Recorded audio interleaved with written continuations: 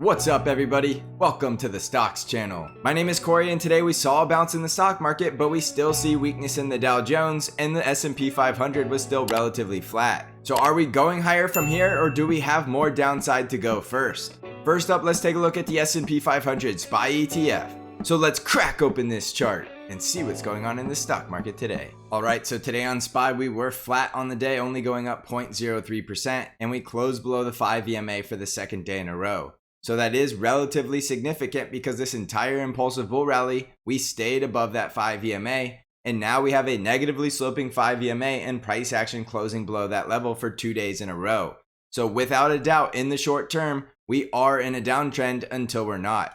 So you don't want to get overly bullish while we're trending down on smaller time frames, but you also don't want to forget in the larger degree, we still have a very strong bull market. So you want to start thinking about what support levels you want to buy the dip, because as long as we're in a strong bull market, the short-term pullback, which is the short-term downtrend, is going to be a buying opportunity. So the first thing we know is we do have that support level right around the 13 EMA because that is where we bounced yesterday, and that level is right around 462. Below 462, we have support at 460 and our 20 simple moving average at 459, and below that we're at 457 for support.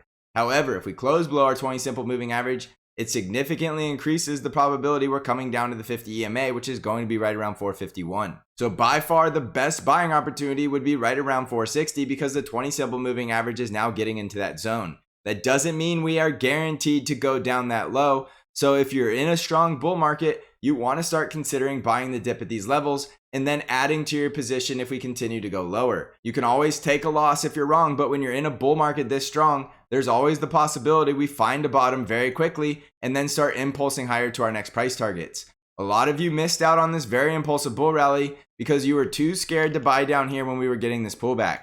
Yes, when you're getting a pullback, your emotions come out and you don't necessarily feel good about buying something that's going lower, but when you're in the game of trading, you want to buy low and sell high. So anytime something is pulling back, that's your opportunity to start adding to your position. So don't look at this pullback as anything other than a buying opportunity. If you're too scared to buy now, don't buy in much later at all-time highs after you miss the buying opportunity. It just doesn't make any sense. And as I said before, this is your IQ test. If you're too scared to buy now, don't be trying to buy later in the high 470s. Just doesn't make any sense to do that, and you're taking on all the risk by buying at all-time highs, so you might as well take on less risk and start buying during these pullbacks.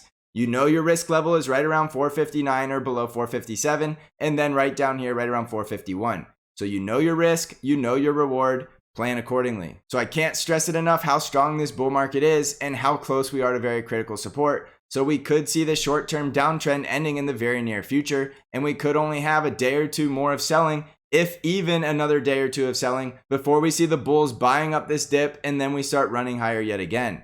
Now the number one thing to pay attention to is going to be the volume. The reason I'm so bullish on this pullback is because we're going lower on absolutely no volume. We don't see high volume selling, which tells us we don't see the smart money selling. The smart money is who you want to follow, and if they're selling, you're going to see it in the volume because they are moving tons of cash. I don't care if the retailers are panic selling because that's a buying opportunity, and right now we are going lower on very pathetic volume. That is always going to be a buying signal for me in a strong bull market. So we have a strong bull market with pathetic selling volume, and we're coming down into very critical support, and each and every day the bulls go sideways, our 20 simple moving average continues to catch up to price, and then the bulls are going to catapult off of that support level and blast out to new all-time highs. So don't get bearish during this pullback. You want to be very bullish because we're in a very strong bull trend. Hopefully that logic makes sense, but don't forget we are in a downtrend in the short term until we're not. So if we do start to break down below this critical support right around 459 to 457, just be prepared for a quick trip down to 451, which is not a big deal. It's just more downside, which is just more buying opportunity. On the NASDAQ 100 QQQs, we were up 0.28% today, and again, very similar to SPY. We're in a short-term downtrend. We're very close to critical support at 388, and our 20 simple moving average is now sitting right around 385.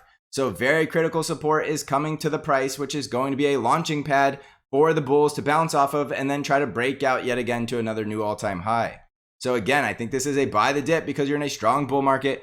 going lower on pathetic volume, and we still have very strong support levels just below, so the risk reward ratios are right there. And anytime you're buying at strong support in a strong bull market, you're getting some of the best risk reward ratios possible. If we start breaking down below 385, we still have support at the previous all-time high at 383, and below that our 50 EMA is going to be right around 378 at the time. This is a very strong bull market, and this is the opportunity to add to your positions, especially if you miss this impulsive bull rally. To the upside, look for resistance right around 394, 398, and the previous all-time high at 401. And if we do break out, the next all-time high will be right around 409. On the Dow Jones, we were down 0.45% today, so we definitely see the Dow Jones getting hit the hardest, but again, we're going lower on very pathetic selling volume. We don't see high volume selling, we still have a strong bull trend, so this is a buying opportunity sitting right on top of support at 359.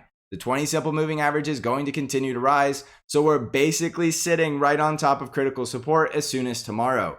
In a strong bull trend sitting on top of a very positive sloping 20 simple moving average, that is normally going to be a screaming buying opportunity for the next leg higher. So look for the Dow Jones to bounce off of 359 and then attempt to break out to a new all-time high above 365, with the next price target being all the way up there just below 373. If we break below that 20 simple moving average, we still have support just below at 356, 355, and 354. So you basically have a critical support level every $1 lower if we break below the 20 simple moving average. So I don't know about you, but in a strong bull trend sitting on top of very strong support levels, I'm a buyer. Jumping over to the Russell 2000, we were up the most of any of the indices, going up 0.8% and closing back above that 5 EMA. So I continue to say this time and time again that I'm very bullish on the Russell 2000, and you're seeing exactly why I'm so bullish in the price action.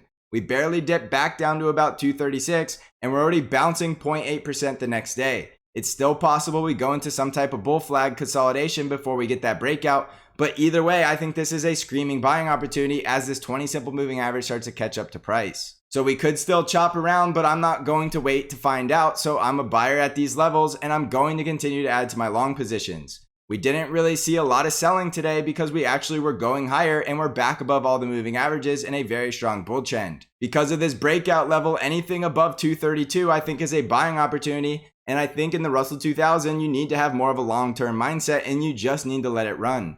The next price target will be at 245, but we could easily get to 250, 260, and even all the way up into the 270s if we continue to blast through these resistance levels and maintain the strong bull trend.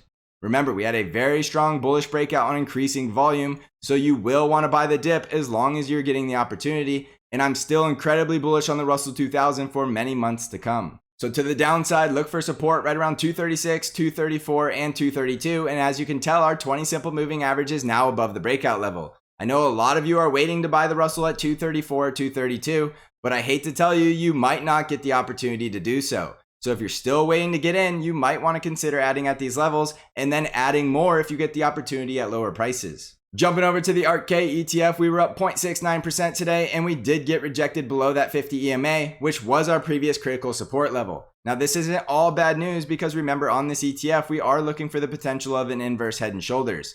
Anytime you get an inverse head and shoulders pattern, you're looking for a completion of the right shoulder to break the neckline, which is going to be up here at 126. If we break that neckline, we're more than likely going to see ARKK start impulsing higher all the way up to about 143 or higher. Now, right now, in order to maintain this inverse head and shoulders breakout pattern, we need to see ARKK staying above this critical support level down here right around 107. So any higher low is going to be a buying opportunity, and watch these support levels right around 115, 113, which will be the gap close, and then our previous support level down here right around 110. Anything at those levels I think is a buying opportunity, and then you know the stop out is a risk level below 107 because now you invalidated the inverse head and shoulders and there's no reason to be bullish on ARKK at that point. So buy at these levels is my opinion, and then hold on for the breakout above 126, and then we should get a very nice bull run in the growth sector, which will benefit the ARKK ETF, and I think these are great buying opportunities.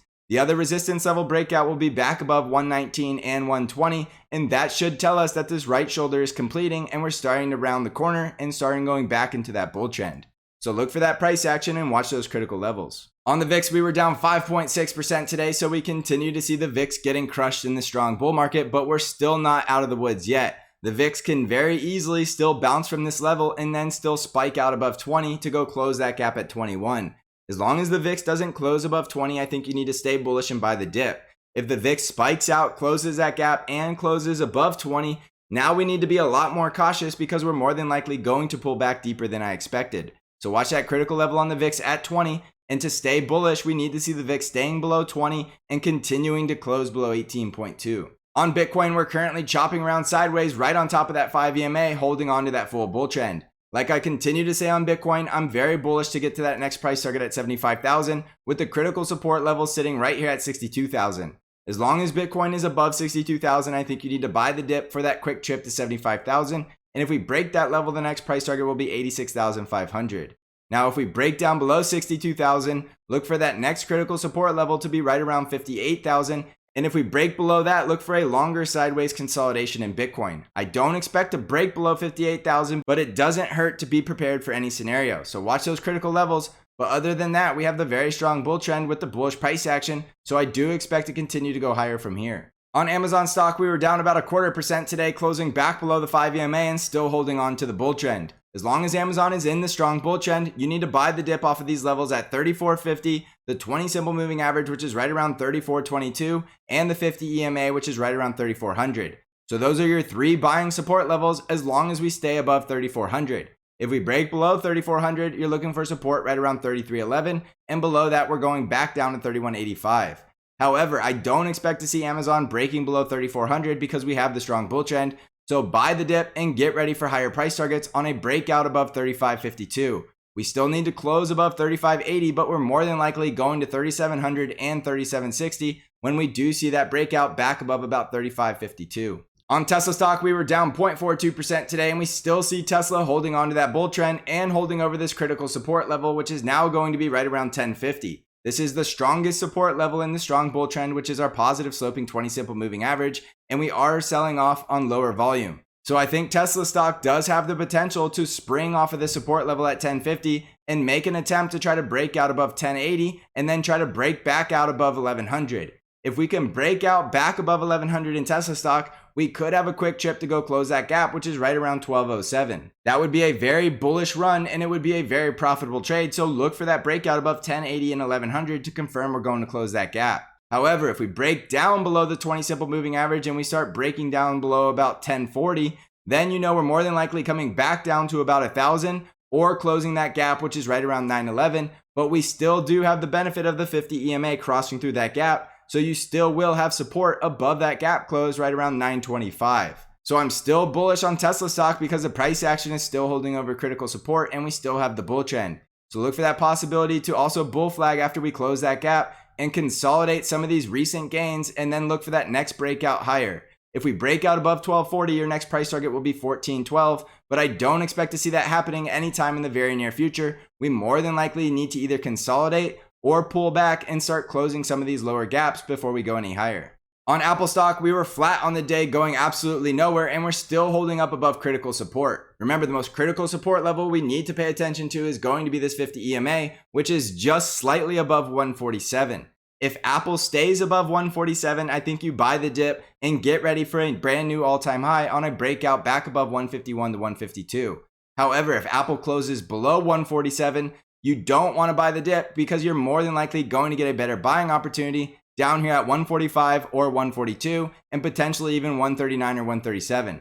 However, I think this level at 147 will hold up because we do have a strong bull market, and I don't expect to see Apple going lower as the rest of the stock market's going higher. So watch that critical level at 147 and the upside resistance levels at 149, 151, and 152. In the financial sector, we were up about 0.25% today, and we're still holding around that critical support level. We're losing the bull trend, but we could get it back very quickly if we start to bounce from here. I do think the financials will make that next leg higher, so look for that breakout soon. In the industrials, we were down 0.41% today, closing back below the 5 EMA, but we're still in a very strong bull trend. The healthcare sector was down 0.29% today, back below the 5 EMA, but still holding on to a bullish trend. The energy sector was down 0.38% today and closed back below the 20 simple moving average for the second day in a row and starting to lose the bull trend. This does increase the probability we could be coming back down to the 50 EMA.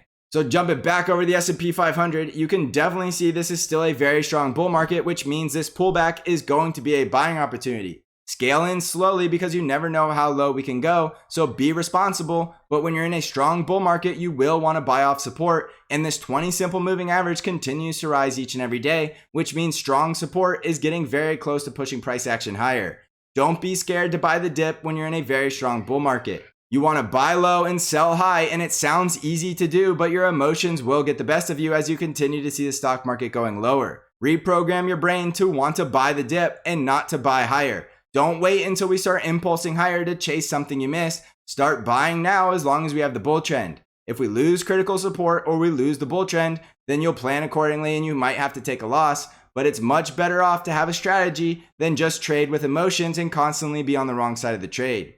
Also, don't forget that I do have my own trade alert service called BANC Trade Alerts that only trades TQQQs, and I am currently running a 50% off promotion code for your first month. I also have the Stocks Channel Discord where I do intraday updates and analysis to help you navigate this market and stay on the right side of the trade, and I also bring new trade ideas to you weekly. If you're interested in trying out BANC Trade Alerts or joining the Stocks Channel Discord server, you can find out all of the links in the description below. So thanks for watching, everybody. I hope you're crushing this market, and as always, I will see you in the next episode.